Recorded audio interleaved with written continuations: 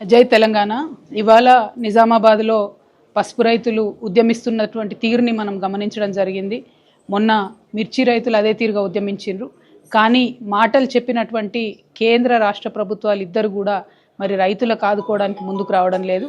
నిజామాబాద్లో పసుపు రైతులకు 15,000 మద్దతు ధర ఇస్తామని చెప్పి కాంగ్రెస్ పార్టీ అధ్యక్షుడిగా ఉన్నప్పుడు ఇప్పటి ముఖ్యమంత్రి గారు రేవంత్ రెడ్డి గారు మాట ఇచ్చి ఉన్నారు. అదే మాట గౌరవనీయులు రాహుల్ గాంధీ గారు కూడా చెప్తున్నారు. కానీ పసుపుకు ఇప్పుడు కనీసం 11,000, 9,000 కూడా రానటువంటి పరిస్థితులలో ప్రభుత్వం ముందుకొచ్చి మా నిజామాబాద్ పసుపు రైతుల్ని ఆదుకోకపోవడం అన్నది కేవలం రైతుల్ని నయవంచన చేయడమే, మోసం చేయడమే. కాబట్టి తక్షణమే రాష్ట్ర ప్రభుత్వం ముందుకొచ్చి పసుపు పంటను కొనుగోలు చేయాలని చెప్పి కనీసం 15,000 రూపాయలు మద్దతు ధర ఇవ్వాలని చెప్పి నేను డిమాండ్ చేస్తూ ఉన్నాను. ఈ విధంగా పసుపు బోర్డు తీసుకొచ్చామని చెప్తున్నటువంటి భారతీయ జనతా పార్టీ మా ఎంపీ అరవింద్ గారు కూడా మరి ఈ సందర్భంలో కనీసం రైతులను పరామర్శించేటటువంటి పరిస్థితి కూడా కనబడడం లేదు.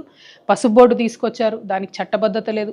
పసుపు బోర్డు తీసుకొచ్చినారు, దాంతో పసుపు రైతులకు ఒరిగిందేమీ లేదు.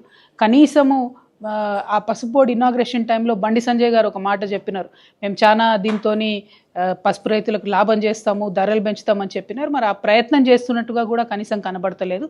సో ఇవాళ కేంద్ర ప్రభుత్వం కూడా ముందుకు రావాలని చెప్పి రైతులను ఆదుకోవాలి, పసుపు రైతులను అని చెప్పి నేను డిమాండ్ చేస్తూ ఉన్నాను. Thank you. జై తెలంగాణ.